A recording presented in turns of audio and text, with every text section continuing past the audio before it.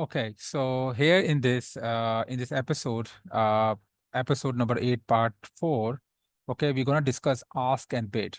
Okay, so there are two kind of prices. Number one is the ask price. Number one is the bid price. Okay, the ask price is the price at which a seller is willing to sell a financial instrument, while bid price is the price at which the buyer is willing to buy it. Okay. And then we have ask and bid spreads. I'm going to explain you all in the whiteboard. So first, I'm just reading out the definitions. Ask and bid spreads. The difference between the ask price and bid prices, okay, is known as the ask bid spreads. The difference when you minus the bid price with the ask price, you will get the ask and bid spreads. It represents the transaction cost of a trading of a financial instrument. Okay, then we have depth of market. Depth of market is a measure of the liquidity available for trading a financial instrument, showing the number of buy and sell orders at a different price levels. Okay. Pyramiding. A trading, okay, pyramiding we have already covered. Leverage, a borrowing mechanism that allows trader to control large amount of position with a smaller amount of capital. Free margin, the amount of funds available in a trading account to open a new position or withstand potential losses. Swaps, the interest rate differentials between two currencies in a forex pair applied to rollover positions held overnight. Okay, so I'm going to explain you. First of all, I'm going to explain you ask and bid spread and ask and bid prices. For example, we have the price. This is going up. All right. The price is going up. All right. So here we're gonna have the current market price. Okay. The current market price is divided into two parts. Number one, ask price and the bid price. These both form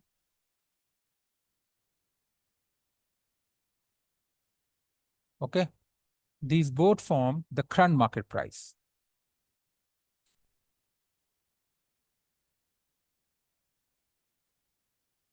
All right. These both form the, so this is because we are placing a buy order, we are buying the trade, we are buying the market.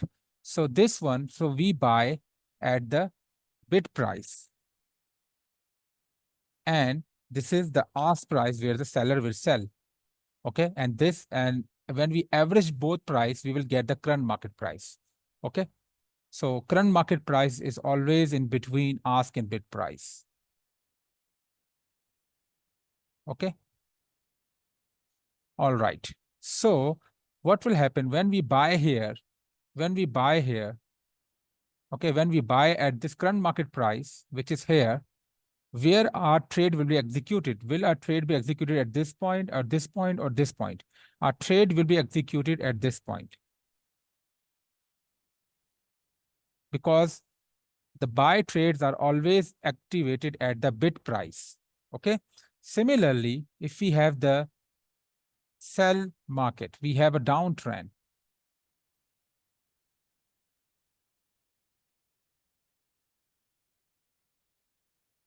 And we place a sell order here.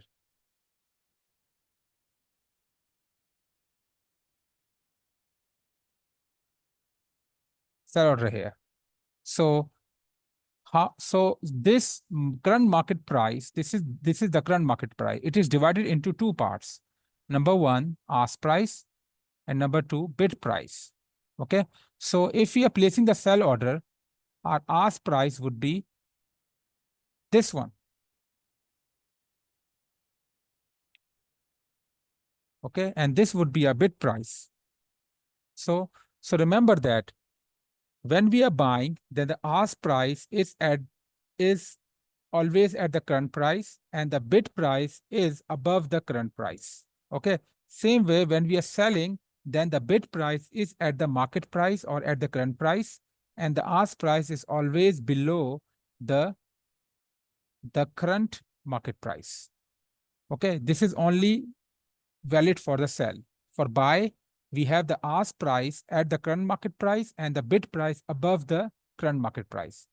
In the case of sell, our sell price, our, our, our market price or our current market price is the bid price, and the ask price is below the current market price. So when we sell here, okay, our sell will be activated at the ask price. Okay, remember that. And the difference between these two, okay, the difference between bid and ask, okay, between bid and ask is known as spread. Bid and ask spread. Bid, ask,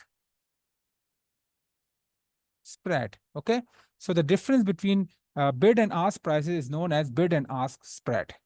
Okay, so what is a general formula for bid and ask spread? Bid price minus ask price is equals to bid, ask, spread. It's very simple. When you deduct the ask price from the bid price, you will get the bid and ask spread. Okay. So we're going to go further now. Now we have the depth of market. Okay. The depth of market is really simple to understand. Okay. The depth of market shows you the number of liquidity available, showing the number of buy orders and sell orders at different market levels. For example, I'm going to show you.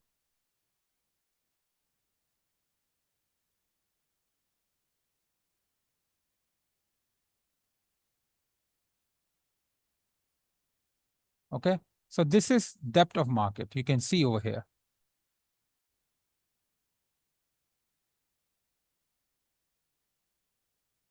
Okay. You're going to see various prices. This is price, and you're going to see the number of buyers. This is number of sellers, and this is number of buyers.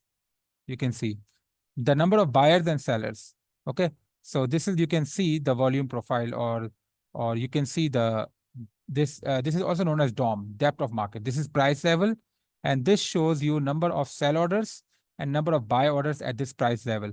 Okay, so the function of depth of market is to show us that whether at a certain price the buyers are more or the sellers are more. Okay, so we can determine so we can easily determine who is in power, who is in control, whether the buyers are in control or the sellers are in control.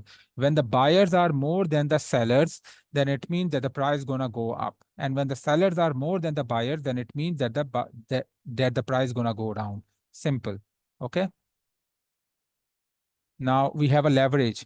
Leverage is a, for example, you have a small capital. When you open your trading account of $2,000, and but you think that a $2,000 account cannot pay for your living, okay? Cannot cannot compensate for your living expenses or for your lifestyle. So you have a small capital to trade. In that case, you borrow a loan. You take a loan from the broker, or you borrow from the broker, okay? Some of the capital to increase your capital size so that you can control the larger positions with a smaller amount of capital. This is known as leverage. So leverage is basically a loan which you take from the broker. Now, the free margin. The free margin is the amount of funds available in a trading account to open new position or withstand potential losses. For example, if you open new positions, okay, and you keep on opening the position, okay, then it will show you the free margin. Okay. All right. So let me show you the free margin here.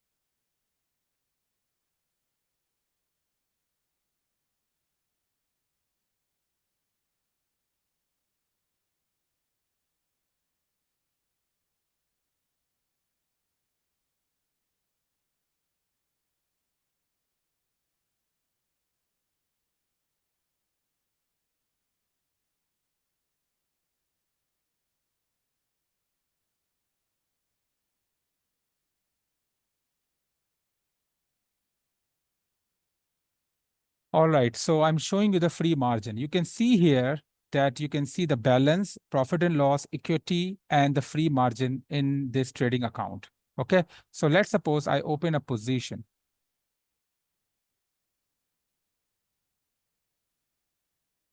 Okay, you can see the free margin. The free margin is how much margin is available, how much balance is available to trade. For example, I open, let's suppose 10. You can see that as I open the position, the free margin will decrease. Let me show you here. You can see here. As I open a position, the free margin is decreasing.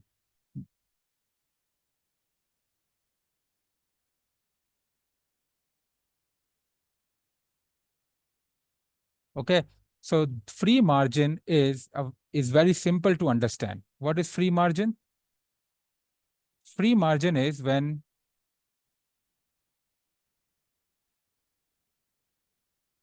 to understand it in a simple way,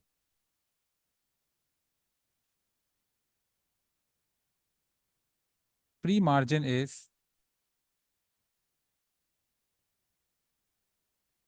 the capital available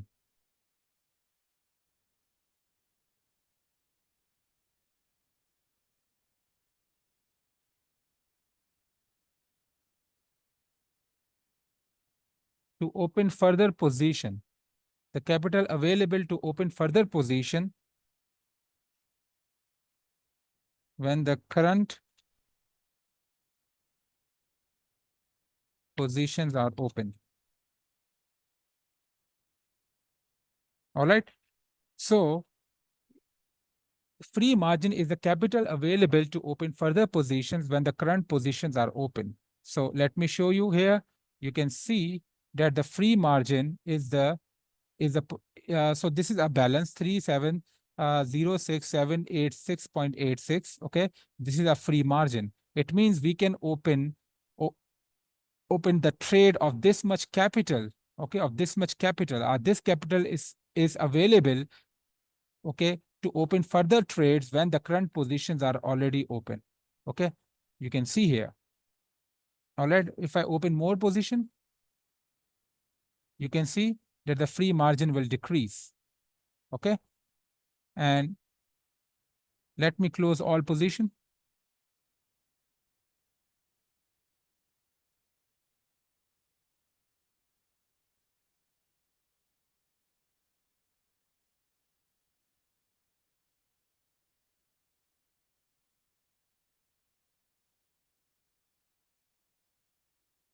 So I have closed all position.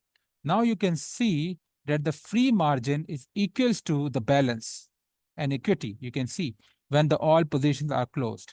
But as I open position, you can see that the free margin is decreasing, is less than the balance. It is decreasing. It means that I can open more new position of this capital. All right. But as I close the trade and once all the open trades are closed or once the all open positions are closed, we can see that the free margin is equals to balance. All right. All right. So swaps. Swaps is the interest rate differentials between two currencies in a forex pair applied to rollover position held overnight. Okay, what is a swap? Swap is the interest rate differential applied between two currencies in a forex pair applied to rollover positions held overnight. Okay, so let me explain you in a whiteboard first so that you get a clear idea.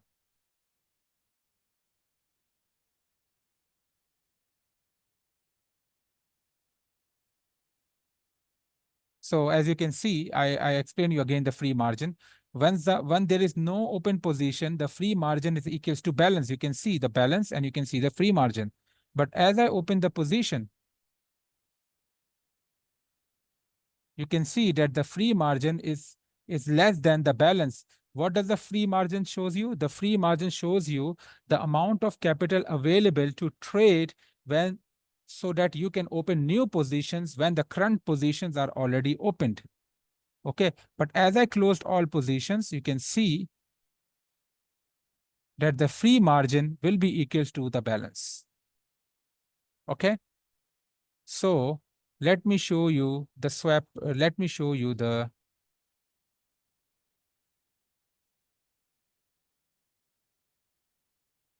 Okay, so let me go to this one, and let me tell you what is swap. Okay, so you can see depth of market here. Okay, depth of market shows you the amount of buyers and sellers available at different price level. Okay, I have told you before. Okay, and here I can see the specification. So you can see the specification here, and in the specification you will see the swap. So, okay, so the swap is the interest rate charged when you're holding the position or when you're holding the trade for longer duration. For example, you are holding the trade for 2 to 5 days, then the swap will be charged. Or when you are holding the position, or when you are trading and you have placed a buy order and your buy order is open for more than 24 hours, then the swap will be applied.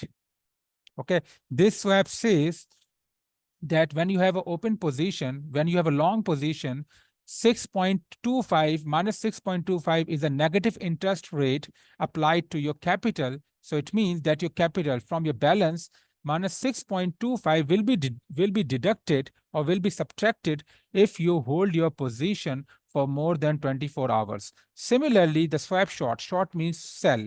When you are selling the trade and when your sell position or sell trade is open, for more than 24 hours, it means that 2.56 interest rate, positive interest rate, will be added to your balance when you hold your position longer than 24 hours. So I hope you got an idea of the swap as well. I've explained you. Okay, it's very simple. Okay, now the balance. The balance is the total amount of funds in a trading account, including profits and losses from the closed trades. Okay, you can see from here, this is a balance. Balance is the total amount of capital available to you, including the profits and losses from the closed trades. Okay, from the closed trades. Remember, the trades, the balance will only reflect the closed trades. If I open the position, let's suppose sell position,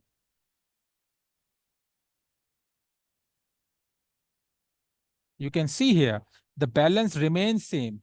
The balance remains same. Okay, only the equity changes. Okay, only the equity changes.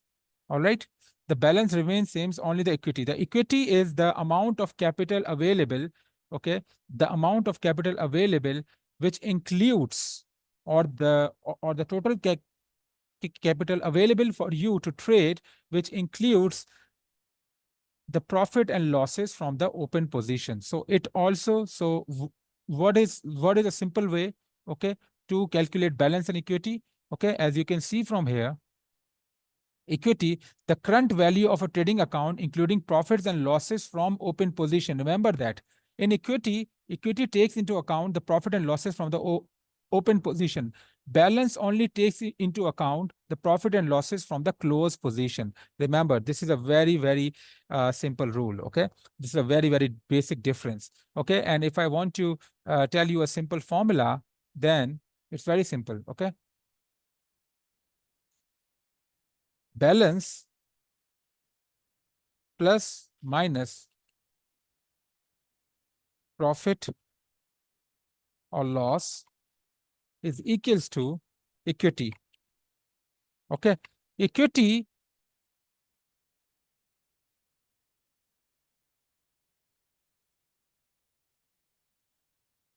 from open positions. So if you add the profit or if you subtract the losses from the open position, you will get the equity. I can show you over here. This is the equity. Okay, we have a loss. So what we're going to do, if so, this is a balance. If we subtract this loss minus 1535 or whatever losses we are seeing in the screen, if we subtract this loss from this balance, we will get this equity. Okay, it's very simple. All right, so I hope you understand everything. Okay, and commissions is a fees charged by a broker for executing trades in the financial markets. Okay, now you can see this is commission. Here zero commission is charged. Okay, so when you open your position, okay, the broker will charge you the commission. For example, let me go back to the history. Okay,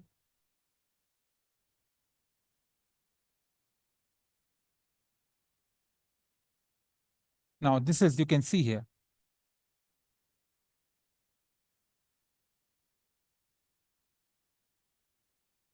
Now you can see when I opened this sell trade, I made a profit of 6,500 and my commission was minus 700. Okay, so it means this is a broker fees. The fees charged by broker to execute the trade is known as commission. I hope you got every of my point now. Okay, so you can see here. Okay, this is equity. What is equity? Equity is balance minus the open position profit and loss, or when you add the profit of the open position to the balance, you will get the equity. Or the second scenario is when you subtract the losses of the open position from the balance, you will get the equity. Okay, it's very simple. Okay, you can see everything. Free margin. Okay, free margin is this much capital is available to open new position. Okay, and you can see that the free margin and equity will keep on changing when your positions are already open. Okay,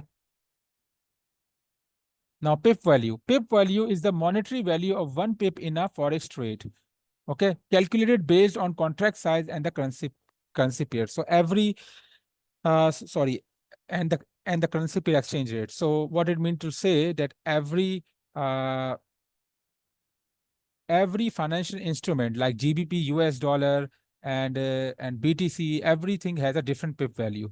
All right, so let me show you the pip value. Okay, let me insert an indicator of pip value so that you can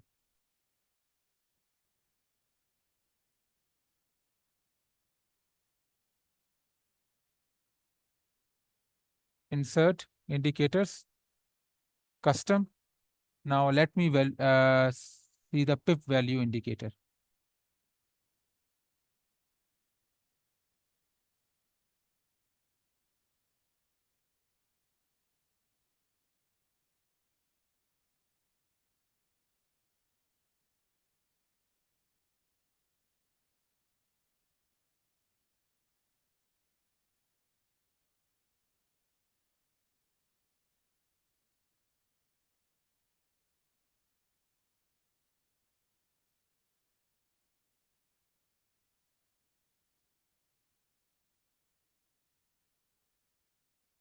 Yeah, you can see here, pip value indicator.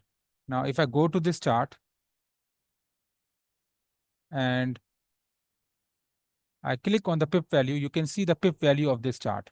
Okay, the value of one pip is one US dollar. But if I go to the GBP JPY, you can see that the value of one pip in GBP JPY is 0.666 US dollar.